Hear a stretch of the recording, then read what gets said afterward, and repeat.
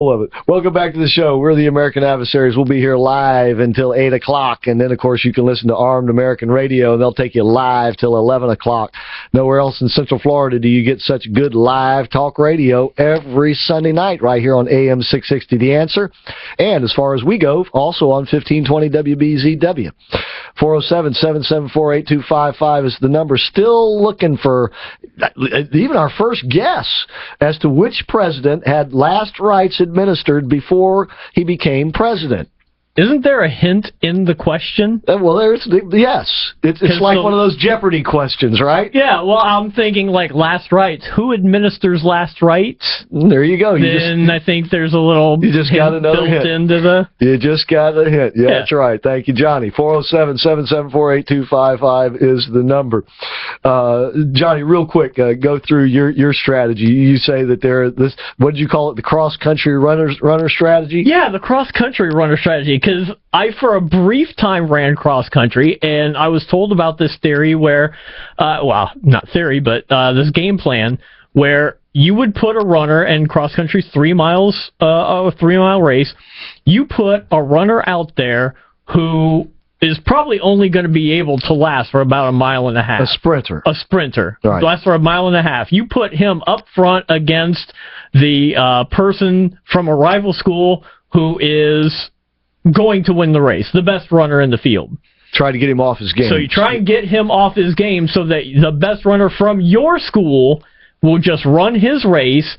The other person's off their game, now off their pace, right. And so he'll end up petering out before the 3-mile mark, and then the guy on your team. Are you saying that Jeb would be the sprinter, or he would be the long-distance runner? I'm saying put him as the sprinter. As a decoy. Yeah. Yes. As the rabbit. Because I think Democrats are licking their lips on this guy. But I see that's what I think that the Republican strategy has in mind, sort of in reverse.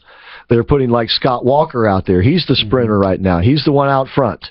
All right, and all these other candidates are kind of going to be those sprinters, but not so much to get Jeb off of his game, but to keep sort of the cats from nipping at his heels. But having said all of that, I want to go back to our very first show where I introduced the perverse rules of politics. You were going to kiss Obama on the mouth, right? Yeah, because I said that he would bring, ultimately he would bring a lot of conservatives to a lot of people to conservatism, or at least lead them away from liberalism because of his policies. And I think at the end, we shall see, but I think at the end of the day, it will.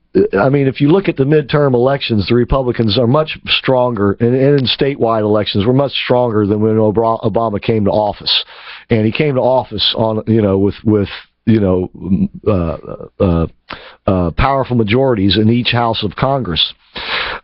But one of the perverse rules of politics that I talked about at the time, and one of the reasons why I said that about Obama, is a perverse thing happens in politics.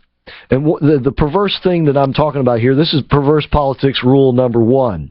Sometimes it's good to lose. Let me say that again. Sometimes in politics, it's good to lose. Okay. All right?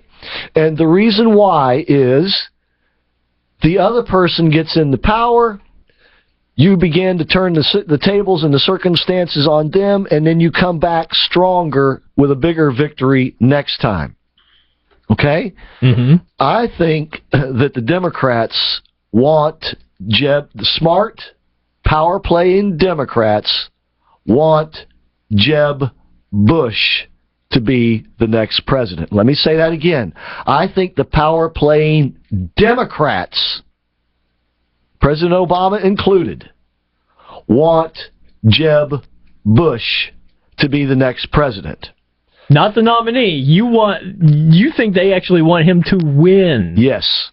So that they can win the House and the Senate? I think they're pretty sure Hillary Clinton would be a disaster as a president. Well, we all know that. Oh, yeah. Okay, they know it too.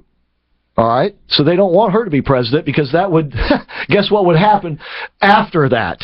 Okay, there would be a bigger landslide going to Republicans. But if Jeb Bush gets elected with this dog and pony show known as Mitch McConnell and John Boehner as his sidekicks?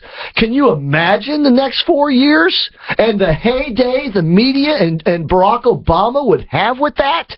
And the shift in politics that they would be able to set up with that? And here's Jeb Bush now.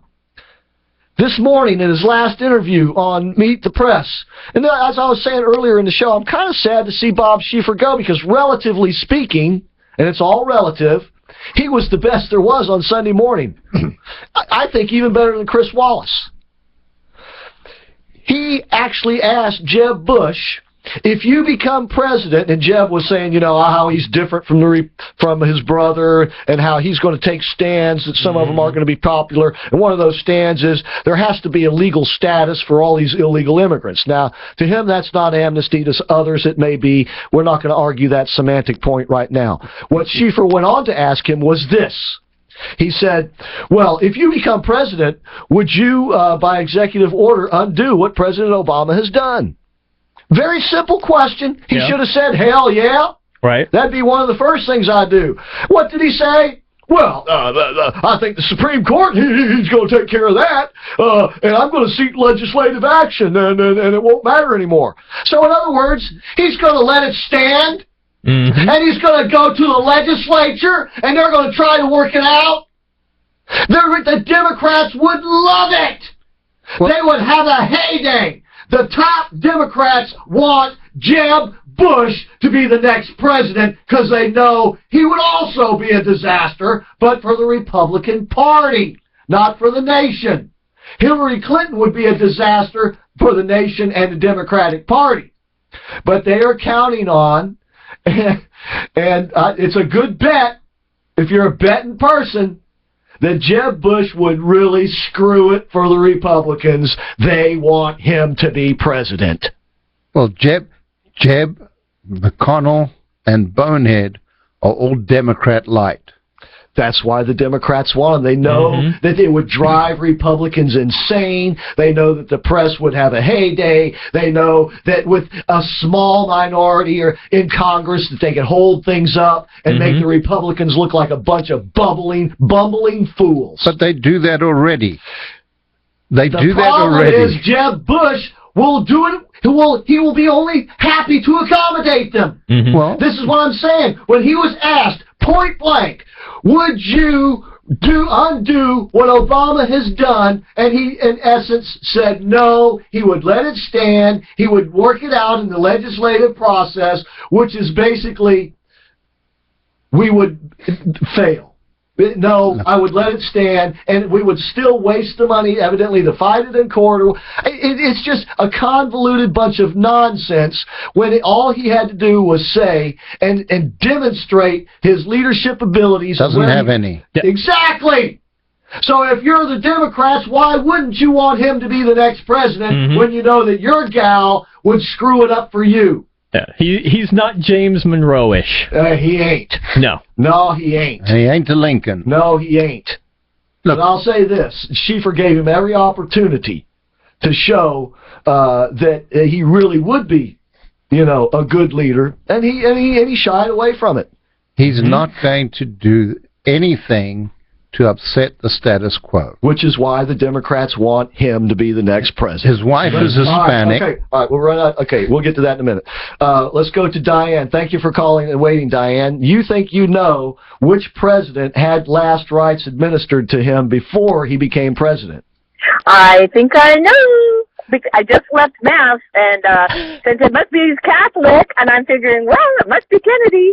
Well, John F. Kennedy, that's right. That was easy. Our first and so far only Catholic president. That's right. As a matter of fact, that was easy. He was in the Senate. Fell ill, and he was so ill that in the ambulance that transported him to the hospital, they got a priest into the back of the ambulance to administer last rites. They thought he was going to die that night. Wow. That's right. So, well, you did some good detective work there, Diane. Thank you. All right, well, I appreciate it. Have you been listening to the show long? Oh, yes, for years, couple of years. I sometimes miss the question because I'm leaving church because I sing in the choir, so I usually catch it on the end, so we got out in time tonight. All right. Well, hey, the angels were with you. God bless you. That's right. Thanks. God bless you, too. All right. Have you gotten any Roxy Pacifics? No, I've heard about it, and I've been dying to try it. Well, you just won the bigger jackpot because we're going to throw in a bottle of that, too. The Roxys would love for you to have some. Yeah, don't die because we don't want to have to give you the last ride. Well, I am right next to church, so sometimes that happens. You're in a good place. Diane, thank you. God bless you. Thank you so very much. God bless you. Thank you. I appreciate it. All right, and make sure you give Jeff your shirt size. I got it. Okay, he says he got it. All right, thank you very much, and thank you for listening. All right, and Roxy Pacifics really is great stuff. You know, I was yesterday. I changed the brake pads on my front brakes on my car. Yeah. And it took me back. You know, I used to like to do stuff like that on these new cars. It's harder and harder to work on them. You know, but at least brakes, caliper, disc brakes it's all basic, pretty much the same stuff. It took me a little figuring out with this Volvo S60, but I got it figured out, and I got them all changed. I got myself filthy in the process, but you know what? I almost got through the whole thing without any knuckle busting or anything like that, and then all of a sudden, as I was leaning over, I bumped my forehead and scratched my forehead a little bit. Guess what I did? Roxy Pacific. I grabbed that Roxy Pacifics with my filthy hand, and I squirted it on my forehead. And then later on, when I took a shower, I sprayed some more on after the shower. And you can still see just a little bit of a nick there today. Just a little. But yesterday, it was about twice that size. That's why I keep the stuff around. That's why you folks need to have some, especially in the summertime with sunburn, bug bites, all that stuff. You know, the kids come in, eat up by mosquitoes. Put that stuff on there, and it really does work. Roxy Pacifics is all natural. It's kelp and vitamin-based. It's really easy to use. You just squirt it on and just let it soak in. And it works on animals, too. It does. You using it on your cat? No. I did a home inspection, and this poor woman, she had this little miniature pom or whatever. It was losing its hair and was always scratching and so on. So I said, you need to try this. And I gave her a sample bottle. Yeah. Well, the rash is gone. The skin's cleared up. The hair is growing. Hey. Stuff works. There you go. Stuff works, and it's safe. It's safe to use. Anywhere you can spray it, you can use it. I guarantee you can put it on food. Yeah, it's kelp. A little salty taste. That's right. Yeah, put it on kale. Put it on kale. All right. Go to skinfix.us. To fix your skin, go to skinfix.us. We'll be right back.